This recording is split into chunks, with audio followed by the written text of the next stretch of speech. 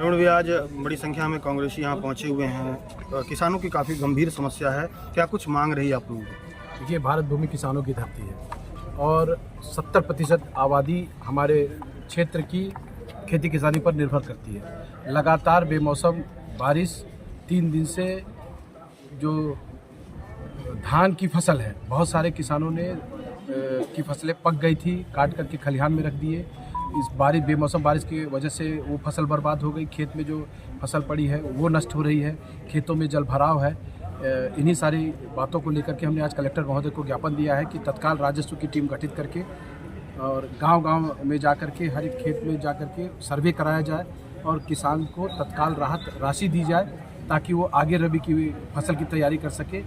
और जैसा कि आप सब जानते हैं कि किसान की जो आय होती है वो पूरी तरह किसानी पर निर्भर है और वर्तमान में धान की खेती हमारे क्षेत्र की जो है वो सबसे बड़े पैमाने पर की जा रही है और बड़े पैमाने पर उसका नुकसान भी हुआ है।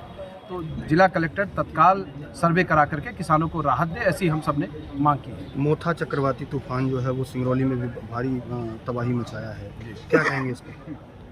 ये प्राकृतिक आपदा है। इसी आपदा को लेकर के हम लोग प्रशासन से मांग कर रहे हैं कि सिंगरौली ज़िले में सोर्स ऑफ इनकम है, बहुत बड़े पैमाने पर है, चाहे वो डीएमएफ की बात हो चाहे अदर सोर्स ऑफ इनकम है।